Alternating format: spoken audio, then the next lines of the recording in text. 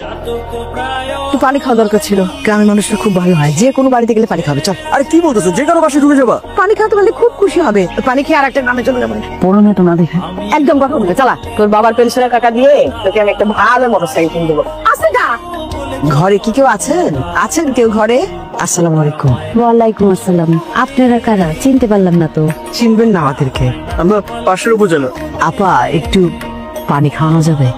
বসেন, আমি একটু শরবত করে নিয়ে যান, আর শুধু পানি দিলেই হবে। শুধু পানি নিয়ে আসতেছি। বকুল, বকুল মা, পানি তো। আপনি পানি খাবেন?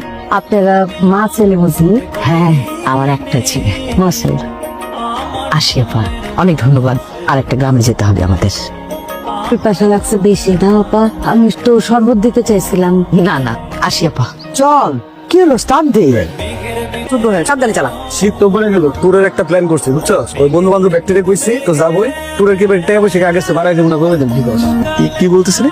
তো লাইনে নাই রে, ঘটনা কি? প্রেমে টেমে পড়ছিস নাকি? যে হইতেছে। কেউ আছেন? কে? জি ভালো ভালো আছেন? জি। আমি পলাশ। ওই যে ওই দিন যে আমার মাকে নিয়ে আপনাদের বাসায় পানি খেতে আসলাম, আমার মা ছিল সাথে। কিছু বলবেন? এদিক দিয়ে যাচ্ছিলাম আর কি, একটু ওই দিক থেকে। তারপর অনেক পানির পিপাসা পাইল, তাই ভাবলাম একটু পানি খেয়ে যাই। পানি খাবেন? আচ্ছা একটু দাঁড়ান, আমি পানিটা নিয়ে আসছি। আর কিছু খাবেন? শরবত? না না, আচ্ছা আমি পানি নিয়ে আসছি, দাঁড়ান।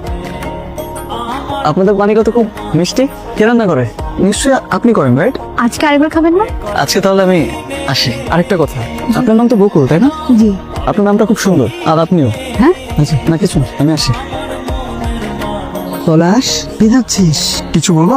না, এতগুলো মেয়ের ছবি দেখালাম, একটা মেয়ের ছবি পছন্দ হয় না। তুই কি চাস যে আমার একমাত্র ছেলে বউ না দেখে আমি পৃথিবী থেকে চলে যাই? আমি তোমার একবার বলছি আমি বিয়ে করবো না, তুমি তো চিন্তা করো না তো। তা আমি চিন্তা করবো না, কে চিন্তা করবে? তুই ছাড়া আর আমার আছে কে?